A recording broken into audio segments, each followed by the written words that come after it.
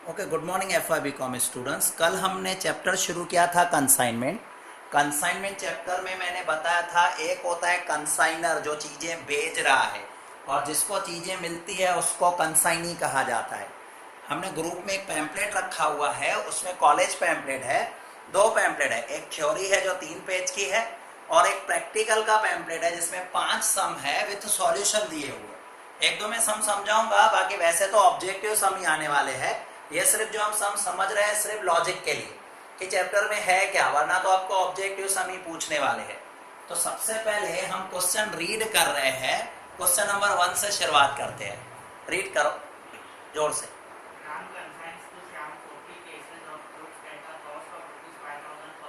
Okay, इसमें लिखा है राम कंसाइंस, तो ये जो हो गया राम कौन हो गया, कंसाइनर हो गया। ठीक है, तो हम पहले ये जो बुक्स बना रहे हैं ना उनमें लिख रहे हैं in the books of Ram, क्योंकि ये जो बुक्स बनते हैं कंसाइनर के बुक्स बनते हैं, तो in the books of Ram, और राम के बुक में जो अकाउंट बनेगा वो कौन सा बनेगा, कंसाइनमेंट का। अब हमें पता है कि राम क्या कर रहा है, कितने केस मतलब कुछ भी केसेस हो सकते हैं, चीजें 40 केस भेज रहा है और एक केस की जो वैल्यू है वो कितनी है, 5000। सूट केस हो सकते हैं कुछ भी में भी। अब 40 केस 5000 के हिसाब से देखो तो ये चीजें हो जाएगी 1 2 3 4 5, 2 लाख की। मतलब राम ने शाम को, कंसाइनी शाम है ना शायद, तो कंसाइनी मैंने यहाँ लिखा है कंसाइनी, बट कंसाइनी का नाम हमें पता है तो हम मेंशन कर देते हैं शाम। तो शाम को कितने की चीजें भेजी है, 2 लाख की। मैंने कल भी चैप्टर में समझाया था ये सेल नहीं है, हम उनको कह रहे हैं भाई तेरे पास मैं भेज रहा हूं, तू बेचना, कमीशन मैं दूंगा तुम्हें। तो ये सिर्फ चीजें हम उनको क्या कर रहे हैं, बेच रहे हैं। तो इसकी एंट्री क्या आएगी, देखो इसकी एंट्री होगी consignment account debit to goods sent on consignment. तो कंसाइनमेंट के डेबिट पर वर्ड लिखा जाएगा to goods sent on consignment, तो गुड्स सेंट ऑन कंसाइनमेंट। और कितने की चीजें हम बेच रहे हैं, 2 लाख की। पूरी एंट्री फिर से सुनना, पैम्पलेट में भी एंट्री है। कंसाइनमेंट अकाउंट डेबिट तो goods sent on consignment. Goods sent on consignment के क्रेडिट साइड पर वर्ड आ जाएगा बाय कंसाइनमेंट और अमाउंट में आ जाएगा 2 लाख। तो ये 2 लाख की चीज है, मतलब 40 केस, वो भी ध्यान रखना है। 40 केस, एक केस की वैल्यू जो है 5000 रुपए, वो राम ने शाम को भेजी है। राइट, आगे बढ़ते हैं।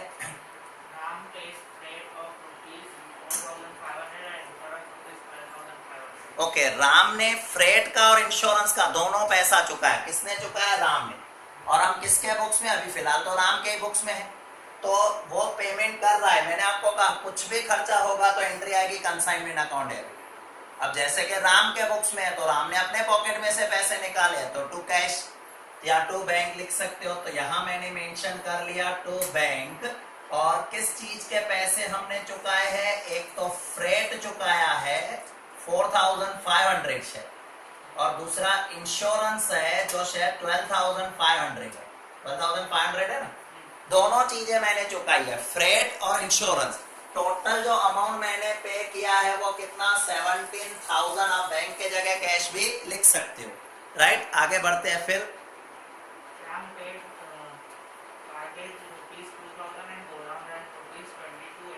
ओके, एक मिनट। अब ये चीजें राम के पास से निकल के शाम के पास पहुंच गए।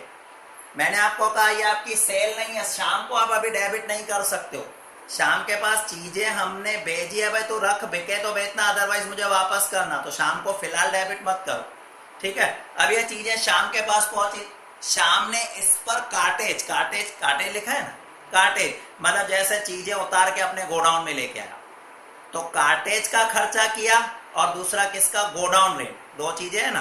तो ये खर्चे किसने किए हैं, शाम ने किए हैं। हमारे पॉकेट में से तो पैसे निकले नहीं, बट खर्चा है तो consignment account debit. Consignment account debit तो शाम अकाउंट, क्योंकि हमारे अकाउंट में से पैसे नहीं निकले, ये शाम ने खर्चा किया है ऑन बिहाफ ऑफ अस। तो यहां पर मैं वर्ड लिखूंगा टू शाम अकाउंट। और टोटल एक्सपेंसेस में 2 आए हैं, एक आया है कार्टेज, दूसरा आया है गोडाउन रेट। कितना है कार्टेज का, देखो तो 2000 कार्टेज का है, और गोडाउन रेंट 4280, मतलब टोटल ये शाम ने एक्सपेंसेस किए हैं 4280, तो शाम के अकाउंट में ये क्रेडिट होंगे, क्योंकि शाम ने पैसा दिया है, बट ये शाम को तो पैसा मिल जाएगा वापस, तो शाम के अकाउंट में हम क्रेडिट में दिखा देंगे। वर्ड आएगा बाय कंसाइनमेंट, अमाउंट हो जाएगा 4280, राइट। 4280 मैंने कंसाइनमेंट में क्रेडिट कर दिया और उधर मैंने उसको डेबिट कर दिया। एंट्री आई consignment account debit to Shyam account, right. आगे बढ़ो।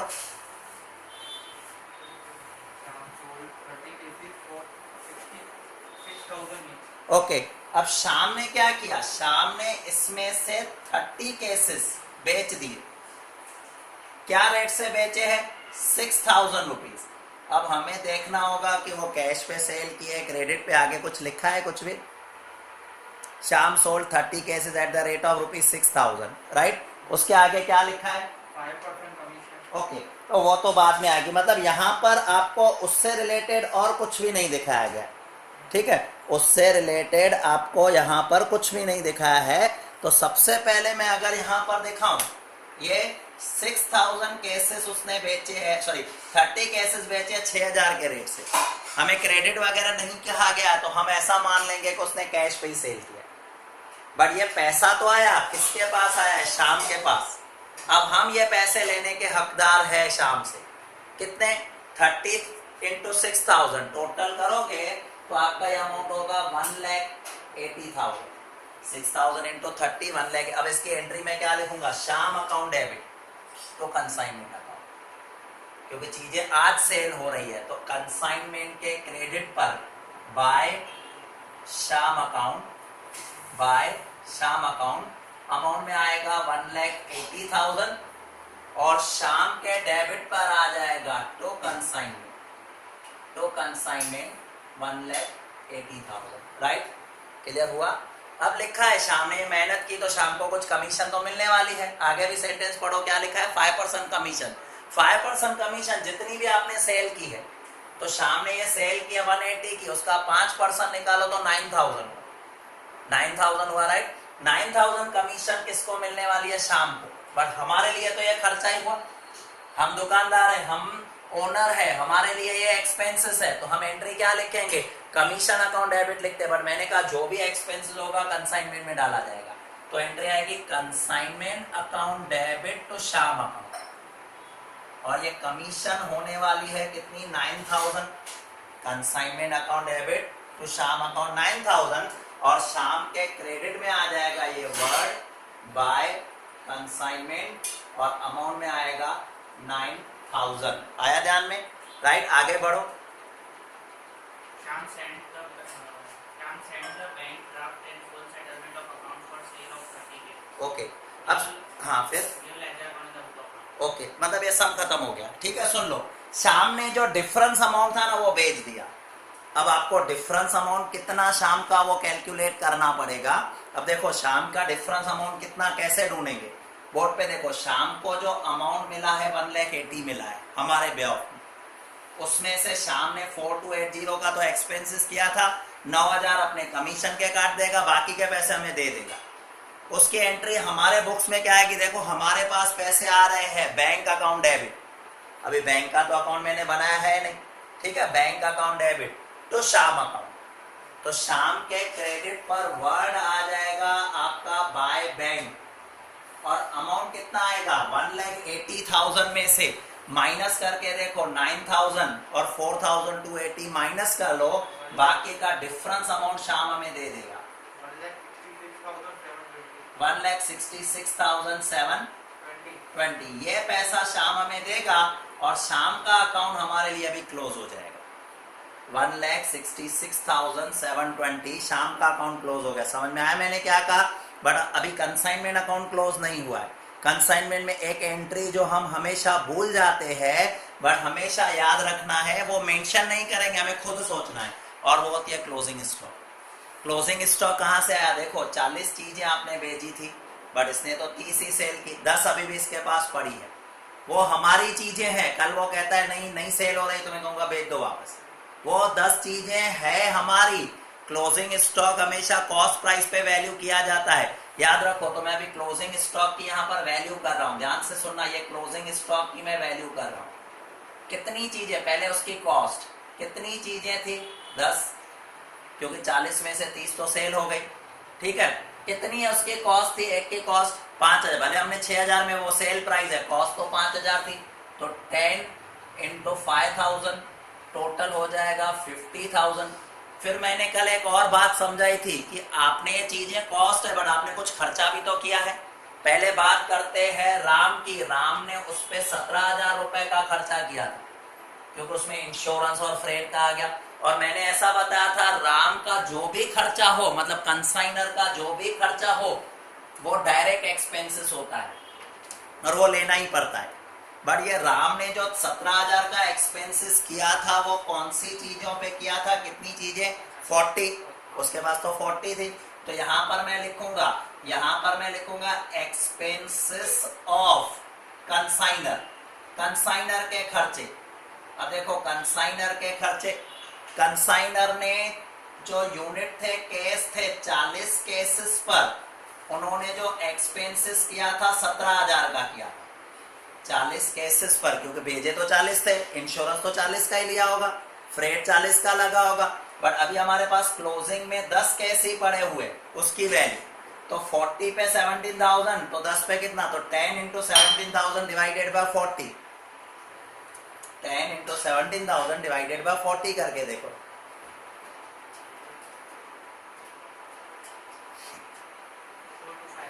4250, ये इसके पास एक्सपेंसेस आ गया 4250। फिर कंसाइनी ने भी कुछ खर्चे किए हैं, तो यहां पर मैं ऐड करूंगा एक्सपेंसेस ऑफ कंसाइनी। बट कल मैंने एक बात आपको बताई थी, कंसाइनी के सिर्फ डायरेक्ट एक्सपेंसेस ही हमें दिखाने होते हैं, कंसाइनी के सिर्फ डायरेक्ट। अब कंसाइनी ने यहाँ 2 खर्चे किए, कार्टेज और गोडाउन में। कार्टेज क्या होता है, जब चीजें आती है तो हम लारी में या टेम्पो में भरा के अपने दुकान में लेके आते हैं, दैट इज कार्टेज, और वो वन टाइम एक्सपेंसेस है, एक ही बार होगा, बार बार नहीं होगा, तो वो डायरेक्ट एक्सपेंसेस है। बट गोडाउन रेंट आपको पता है कितने टाइम गोडाउन हमारा यूज होने वाला है, कितना जल्दी, तो वो इनडायरेक्ट एक्सपेंस है। गोडाउन रेंट, एडवर्टाइजिंग, ये सब इनडायरेक्ट में आता है। खाली एक ही चीज इनकी मोस्टली होती है, वो कार्टेज। कार्टेज डायरेक्ट है। कार्टेज का कितना पैसा दिया, 2000। तो यहां पर मैं क्या करने वाला हूं, देखो 40 केस के लिए आपने 2000 दिए हैं, बट हमारे पास तो अभी कितने केस पड़े हैं, 10, तो वो 10 का एक्सपेंसेस कितना होगा, वो कैलकुलेट करो, 500। तो अब मेरे पास, अब तीनों चीजें मिला रहा हूं तो मुझे क्लोजिंग स्टॉक पता चलेगा, 50,000, 54 और 54,750 हमारा क्लोजिंग स्टॉक होगा। 54,750 हमारा क्या होगा, क्लोजिंग स्टॉक होगा। तो अब ये क्लोजिंग स्टॉक को यहां दिखाया जाएगा by consignment stock, stock at consignment. Word देखो उसने क्या वर्ड यूज किया है, stock on consignment, stock on consignment, जिसकी वैल्यू होगी 54,750, राइट। अब ये अकाउंट क्लोज हो गया, क्लोज करके इसका प्रॉफिट निकाल सकते हैं। तो मैं क्रेडिट साइड का टोटल करूंगा, देखो क्रेडिट का कितना टोटल दिया हुआ है, 2,34,750, और जो डिफरेंस आएगा उसके लिए वर्ड हम प्रॉफिट यूज कर सकते हैं। तो प्रॉफिट एंड लॉस, ये प्रॉफिट हुआ आपका, डिफरेंस कितना आ रहा है, 4470, और टोटल है 2,34,750। ये अकाउंट कंप्लीट हो गया। और ये देखो गुड्स सेंट ऑन कंसाइनमेंट का, ये कहाँ ट्रांसफर होता है, ये शायद पैम्पलेट में बना है, नहीं बना है, बट ये लास्ट में ट्रांसफर कर दिया जाएगा ट्रेडिंग अकाउंट। ये अकाउंट क्लोज करके इसको ट्रेडिंग अकाउंट में ट्रांसफर कर दिया जाता है, क्योंकि सारे अकाउंट हमें क्लोज करने पड़ते हैं। तो ये ट्रेडिंग में ट्रांसफर हो गया, और कंसाइनी का अकाउंट तो क्लोज ही हो गया था पहले। आया समझ में। ये हमने बुक्स देखे, ये बुक्स हमने देखे कंसाइनर के। कंसाइनर मतलब इस केस में कौन है, राम। कंसाइनर कौन है, राम है। अब मैं आ जाऊंगा दूसरा अकाउंट जो बनाएंगे, दूसरा मतलब दूसरे जो बुक्स देखेंगे वो है कंसाइनी के। हमारा कंसाइनी इस केस में कौन है, श्याम। तो कंसाइनी के बुक्स में सिर्फ 2 ही अकाउंट बनते, कंसाइनी के बुक्स में, इसने तो शायद एक ही बनाया, बट मैं यहाँ 2 अकाउंट बनाऊंगा कंसाइनी के बुक्स में। देखो, in the books of consignee, in the books of consignee, in the books of consignee, consignee की अगर मैं बात करता हूं तो हमारा कंसाइनी कौन है? श्याम है। श्याम अकाउंट बनाएगा, किसका अकाउंट बनाएगा? राम का। श्याम जो अकाउंट बनाएगा, किसका अकाउंट बनाएगा? राम का, क्योंकि राम ने किसका बनाया था? श्याम का, तो अब श्याम राम का अकाउंट बनाएगा। और दूसरी बात करूं, दूसरा ये अकाउंट बनाएगा कमीशन का, और कमीशन इसकी क्या है? इनकम है। कमीशन इसको मिलने वाली है, कमीशन इसके लिए क्या है? इनकम है। तो कमीशन का अकाउंट बनाएगा और दूसरा बना देगा राम का अकाउंट। अब स्टार्टिंग से अगर हम सोचे, कंसाइनी के बुक्स में एंट्री आएगी कब? ध्यान से सुनना। पहले राम ने वहां से 40 कंबल या कुछ केसेस भेजे थे, 5000 का है, जिसकी हमने 2 लाख की एंट्री लिखी, बट श्याम नहीं लिखेगा। वो कहेगा भले भेजो, मुझे कोई प्रॉब्लम नहीं, जब बिकेगा तो देखेंगे। उसके बाद राम ने उस पर फ्रेट का, इंश्योरेंस का पैसा खर्च किया, तो भी ये नहीं लिखेगा, उसको मतलब ही नहीं, क्योंकि उसके चीजें, मेरी थोड़ी चीजें, भले खर्चा करे। आज आप अपनी चीजों पे खर्चा करोगे तो मैं अपने बुक्स में क्यों एंट्री लिखूं?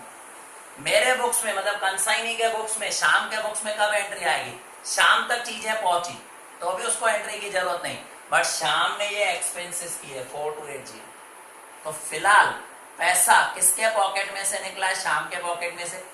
भले पैसा खर्चा राम का है, पॉकेट तो किसका जा रहा है? 4280। तो ये क्या कहेगा? ये ऐसा ही नहीं लिखेगा कंसाइनमेंट अकाउंट डेबिट, कंसाइनमेंट इसका थोड़ी है, ये कंसाइनमेंट अकाउंट नहीं लिखेगा। ये क्या लिखेगा? ये 4280 मैंने खर्चा किया, बट मुझे किससे पैसा लेना? ये राम से लेना, तो ये एंट्री लिखेगा Ram account debit to cash account. तो राम अकाउंट डेबिट, तो राम के डेबिट में ये वर्ड लिखेगा टू कैश, और अमाउंट में आएगा 4280 जो इसके पॉकेट में से गया, क्योंकि ये पैसा इसका खर्चा नहीं है, फिलहाल भले इसके पॉकेट में से जा रहा है, बट ये इसका खर्चा नहीं है, तो ये 4280 इसने खर्चा कर दिया। क्लियर हुआ? अब आगे बढ़ेंगे। इस खर्चे करने के बाद हमें ऐसा दिखाया गया है कि 30 यूनिट इसने सेल कर दिए 6000 के रेट से। 30 यूनिट अगर वो 6000 के रेट से सेल करेगा तो उसके पास पैसा आएगा, कितना पैसा आया था? 1,80,000। किसके पास पैसा आया था? शाम के पास। फिलहाल तो शाम के पास है, भले है राम का, तो ये क्या लिखेगा? इसके पास पैसा आ रहा है, कैश अकाउंट डेबिट। ये क्या लिखेगा? Cash account debit. बट ये पैसा मेरा नहीं है, मेरी थोड़ी सेल हो रही है, सेल मेरी है ही नहीं, मैं तो कमीशन लेने वाला। तो ये लिखेगा cash account debit to Ram account, क्योंकि ये पैसा किसका है? राम का। तो राम के क्रेडिट में ये क्या दिखाने वाला है? बाय कैश, और या बैंक जो भी लिखे 1,80,000। अब कैश तो इसने कर दी, सेल तो इसने कर दी, बट ये कहेगा लाओ मेरी कमीशन। अभी कमीशन कैश में नहीं मिली, कमीशन राम इसको फोन करके क्या कहेगा? एक काम कर, 1,80,000 देने वाला है ना, उसमें से काट के दे देना। तो एंट्री क्या लिखेगा? कमीशन इसकी इनकम है, कमीशन इसकी इनकम, और इनकम ये क्रेडिट करेगा, राइट? तो एंट्री क्या लिखेगा? राम अकाउंट डेबिट, क्योंकि इसको पैसे किससे लेने वाले, वरना अगर वो कैश देता तो लिखता cash account debit to commission, but ये कैश तो आ नहीं रहा है। तो राम अकाउंट डेबिट, तो राम के डेबिट में वर्ड लिखेगा कमीशन, राम के डेबिट में वर्ड लिखेगा कमीशन, और कमीशन कितनी थी इसकी? 9000 थी, और कमीशन के क्रेडिट में वर्ड आ जाएगा बाय राम, अमाउंट में आ जाएगा 9000। हो गया। अभी अपने बुक्स क्लोज कर देगा। अच्छा, अब देखो, इसको राम को पेमेंट करनी पड़ेगी, कितनी? 1,80,000 का क्रेडिट है, ऊपर अकाउंट बना है, सेम ही है।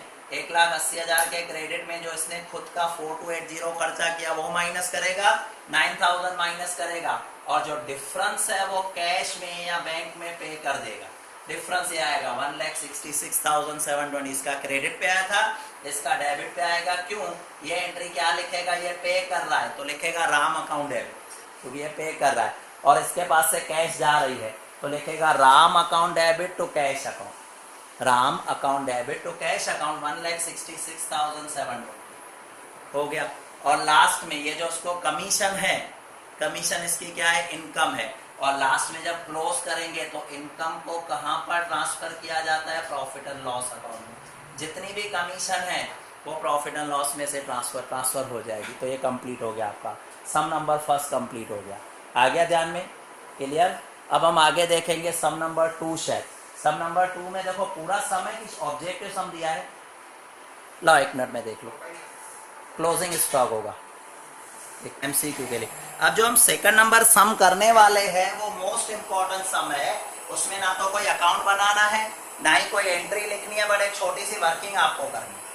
अब जो ये छोटी सी वर्किंग आपको करनी है उस वर्किंग का नाम है नॉर्मल लॉस। नॉर्मल लॉस में क्लोजिंग स्टॉक कैसे ढूंढा जाता है, एक फॉर्मूला है, शायद पैम्पलेट में फॉर्मूला नहीं लिखी है, मैं फॉर्मूला के साथ आपको करवाऊंगा तो इजी रहेगा आपके लिए। पैम्पलेट में फॉर्मूला के फॉर्म के जगह टेबल बना दिए, वही बात है, मैं समझा रहा हूं। बट ये अभी जो हम ढूंढ रहे हैं इस पॉइंट का नाम है closing stock, value of closing stock. तो आप कहोगे सर फर्स्ट सम में भी तो क्लोजिंग स्टॉक ढूंढना सिखाया था।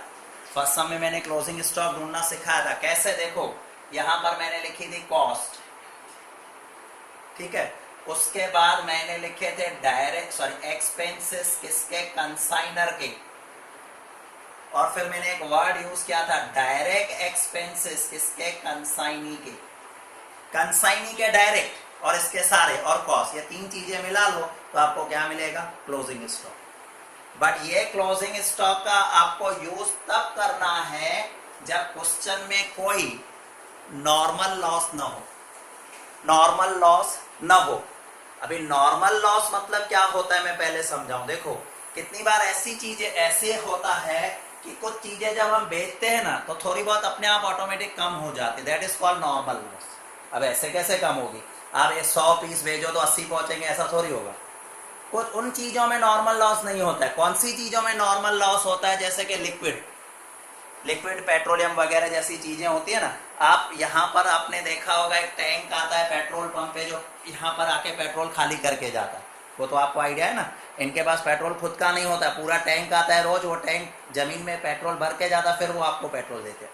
तो सोचो HPCL से कंपनी है जो पेट्रोल को रिफाइन करती है, एक गाड़ी निकली 1000 लीटर पेट्रोल या 10,000 लीटर पेट्रोल भर के, गाड़ी में 10,000 लीटर पेट्रोल भरा और वो नॉर्मली गाड़ी आके यहाँ पर खाली हुई, सपोज जो HP का पेट्रोल पंप। बट जैसे ही पेट्रोल निकाला तो उनका पेट्रोल निकला 9,990 लीटर, 10 लीटर बीच में गुम हो गए। तो क्या 10 लीटर उन्होंने खोल के बीच में बेच दिए होंगे? नहीं। कितनी बार क्या होता है, देखो आप वहां से टैंक फुल करके निकल रहे हो, यहाँ ढक्कन खोलोगे, जब तक पाइप लगा के उसके अंदर टैंक के अंदर डालोगे तो कुछ पेट्रोल एवोपरेट होता है। आप पेट्रोल को 1 लीटर पेट्रोल को रखकर खुला रखकर आधा घंटा छोड़ दो, ऐसे ही आधा घंटा 10-15-20 मिनट भी छोड़ दो तो देखना 1 लीटर पेट्रोल में से आपका कुछ पोर्शन 20-30% पोर्शन तो आधे घंटे में ही खत्म हो जाए, शायद उससे भी ज्यादा हो जाए। तो वो जो एवोपरेशन होता है that is called normal loss, वो होने वाला ही है। पेट्रोल में नहीं कहूं मैं, पानी का एग्जाम्पल आपको दूं जो कॉमनली आपने देखा भी होगा। आपने देखा होगा पानी का टैंकर होता है, कितनी बार शॉर्टेज में समझो पानी नहीं आता है तो हम टैंकर मंगवाते हैं, आपने वो टैंकर देखा होगा। वो टैंकर पानी फुल भर के निकलता है बट रास्ते में चलते चलते आधा पानी तो रास्तों में डूल जाता है। तो अगर वो 1000 लीटर लेके पहुंचेगा ना तो आपके घर में 950 लीटर ही आने वाले, फुल कभी भी नहीं आएगा। But that is called normal, वो होने वाला ही है, कोई भी टैंकर ले लो वो होने वाला है। तो उसे क्या कहा जाता है, नॉर्मल लॉस। एक होता है नॉर्मल लॉस, एक होता है एबनॉर्मल लॉस। एबनॉर्मल लॉस किसे कहते हैं, अगर जितना होता उससे ज्यादा लॉस हो जाए, कि हर बार आपका 50 लीटर लॉस होता है, अभी इस बार एक्सीडेंट हुआ तो 300 लीटर पानी खराब हो गया या 300 लीटर चीजें खराब हो गई, तो वो एक्सीडेंटली जो हो जाता है that is called abnormal loss. But यहाँ वो नहीं है, यहाँ फिलहाल हम नॉर्मल लॉस की बात कर रहे हैं। तो नॉर्मल लॉस में क्लोजिंग स्टॉक कैसे ढूंढा जाएगा वो मैं पहले बता रहा हूं। देखो यहाँ पर आएगा वैल्यू ऑफ क्लोजिंग स्टॉक, ये मैंने एक फॉर्मूला बनाई है, पैम्पलेट में शायद नहीं है वो। Value of closing stock equal to पहले टोटल कॉस्ट, यहां मैं दिखा रहा हूं टोटल कॉस्ट, मतलब जैसे अभी थोड़ी देर पहले हमने देखा ना 40 पीस बेचे थे 5,000 के रेट से तो 2 लाख, टोटल कॉस्ट 2 लाख की, plus expenses of consignor, consignor के सारे खर्चे, सारे के सारे जितने भी खर्चे हुए वो सारे खर्चे।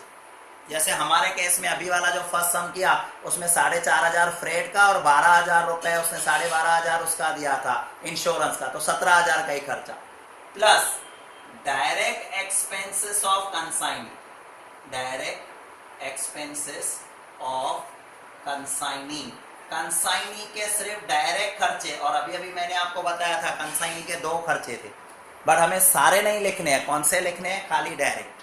डायरेक्ट में आपका क्या आ जाए, जैसे कि फ्रेट आया, सॉरी वो था लोडिंग चार्जेस, अनलोडिंग चार्जेस आया था, बट गोडाउन रेंट नहीं लेना है, एडवर्टाइजिंग नहीं लेना है, divided by unit sent minus normal loss into. But आपको बताओ इनटू क्यों करते हैं? ये फॉर्मूला लगाने के बाद देखो ये सारे खर्चे लिख लिए और डिवाइड क्या कर रहा है यूनिट के साथ, तो 1 यूनिट का खर्चा 1 यूनिट की वैल्यू मिल जाएगी, ये 1 यूनिट की वैल्यू मिलेगी। 1 यूनिट की कैसे? देखो ये सारे खर्चे, मान लो मैंने 1000 यूनिट भेजे, 1000 यूनिट की कॉस्ट, 1000 यूनिट का खर्चा, 1000 यूनिट का डायरेक्ट वो जो प्रोपोर्शनेट खर्चा, और डिवाइड में करूंगा 1000 में से 50 यूनिट रास्ते में खराब हो गए, वो तो कोई रोक ही नहीं सकता, तो 1000 में से 50 माइनस करो, 950 से डिवाइड करो, तो आपको पता चलेगा 1 यूनिट कितने में पड़ा। और यहां पर आएगा यूनिट्स ऑफ क्लोजिंग स्टॉक, और क्लोजिंग स्टॉक में आपके पास सपोज 200 यूनिट पड़े हैं, तो 200 से मल्टीप्लाई कर लो तो आपको सीधे सीधे क्लोजिंग स्टॉक की वैल्यू है वही बात, खाली एक फॉर्मूला में दिखाई। अब आप ये फॉर्मूला देखोगे ना तो आपका सेकंड सम खुद ब खुद सॉल्व होगा। पढ़ो सेकंड सम में क्या लिखा हुआ है, पढ़ो तो पढ़ो। यस, ए कंसाइन 1000 टन, क्या लिखा है? ए कंसाइन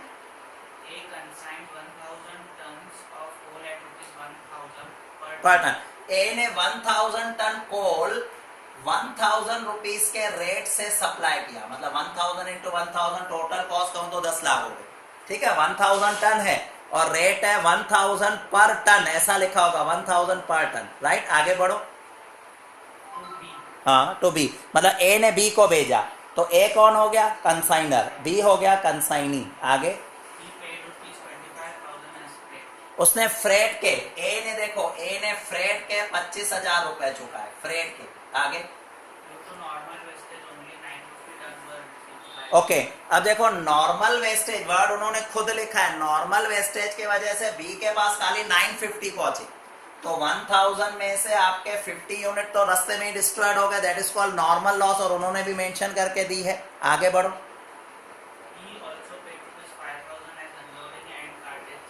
देखो बी ने, बी मतलब यहाँ पर बी ने लिखा है कितना, 5000 रुपीज का खर्चा किया है। किस चीज का ये खर्चा हुआ है? अनलोडिंग और कार्टेज। अनलोडिंग एक ही बार होता है, कार्टेज एक ही बार होता है, तो वो डायरेक्ट एक्सपेंसेस हो गया, राइट। आगे बढ़ो। अब बी ने सिर्फ 700 यूनिट ही बेच पाया है अभी तक, बी 700 यूनिट ही बेच पाया है। आगे फिर क्या लिखा है? Value of closing stock. अब सुन लो क्लोजिंग स्टॉक कितना होगा पहले मैं बताऊं, तो इन शॉर्ट ये कोई सम नहीं है, ये खाली एक छोटी सी क्लोजिंग स्टॉक की वर्किंग है, और ये वर्किंग क्लोजिंग स्टॉक की आप तब यूज करना जब वर्ड नॉर्मल लॉस लिखा हो। इसमें लिखा है ना नॉर्मल लॉस के वजह से सामने 950, तो बोर्ड पे देखो मैं कैसे कर रहा हूं। पहले टोटल कॉस्ट 1000 टन भेजा था, 1000 का रेट था, मतलब टोटल कॉस्ट 10 लाख थी। 1 2 3 4 5 6, कंसाइनर ने ए ने 25,000 का खर्चा किया था। फिर कंसाइनी के डायरेक्ट खर्चे, इसमें तो कंसाइनी के डायरेक्ट खर्चे ही दिए गए हैं, अनलोडिंग चार्जेस, बट अगर कंसाइनी का लिखा होता ना एडवर्टाइजमेंट, ये वो मैं नहीं लेता, बट इसमें कंसाइनी के डायरेक्ट खर्चे ही 5000 दिखाए गए, वही मैंने लिया। अब यूनिट भेजे कितने थे? 1000 टन। नॉर्मल लॉस कितने टन का हो गया? 50 टन, क्योंकि सामने वाले को 950 पहुंचे। अब यूनिट्स ऑफ क्लोजिंग स्टॉक, अब देखो क्लोजिंग स्टॉक में कितने पड़े होंगे बोर्ड पे देखना। आपने कितने भेजे थे? 1000, 50 तो रास्ते में ही खराब हो गए, बाकी पहुंचे सामने वाले के बाद 950, उसमें से सेल कितने किए? 700, तो क्लोजिंग में यूनिट कितने पड़े होंगे? 250 यूनिट क्लोजिंग स्टॉक में पड़े होंगे। अब इनको सॉल्व करो तो आपको क्लोजिंग स्टॉक की वैल्यू आ जाएगी।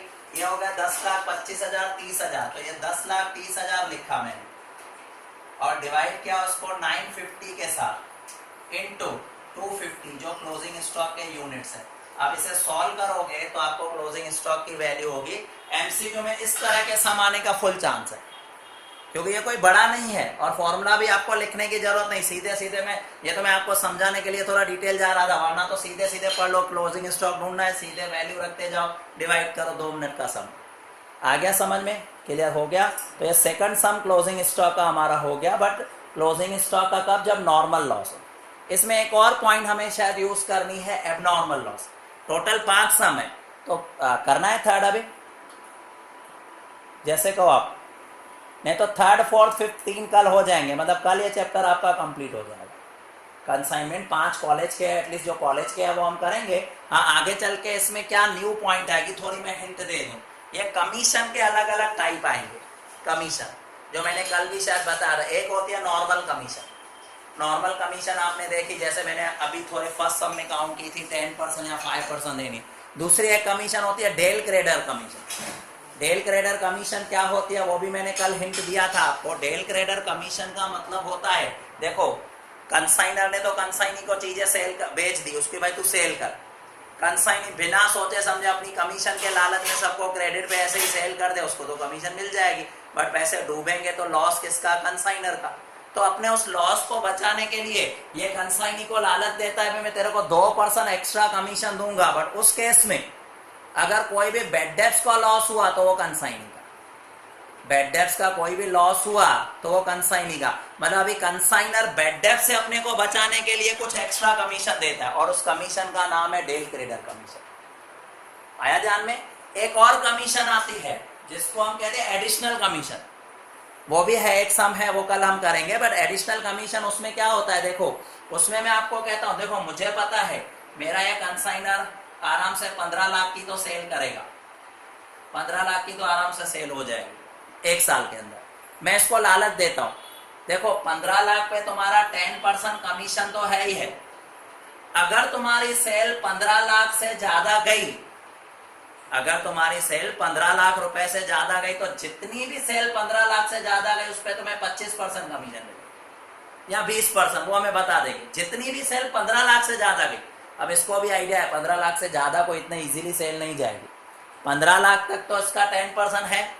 जितनी भी 15 लाख से ज्यादा सेल हुई, सपोज मेरे बिजनेस में 40-50% प्रॉफिट है, 40% प्रॉफिट है, मैं सोचूंगा ये 15 लाख तक अटक जाएगा, इससे इसको लालच दूं कि 15 लाख से अगर जितनी ज्यादा सेल करेगा 20% तेरा, 20%, ऐसे मैं 10 देता हूं, तेरे को 20 दूंगा या 25 दूंगा, क्योंकि 15 लाख से ज्यादा सेल करेगा, मेरा प्रॉफिट तो 40% बढ़ने वाला ही है, तो मैं इसको 20-25 दे भी दूंगा तो मेरे घर से कुछ भी नहीं जाएगा। उसे हम कहते हैं एडिशनल कमीशन। ये 3 तरह की कमीशन आती है जो एक सम में कल वाले में आ जाएगी। इतना क्लियर हुआ? बाकी हम फिर कल कर लेंगे।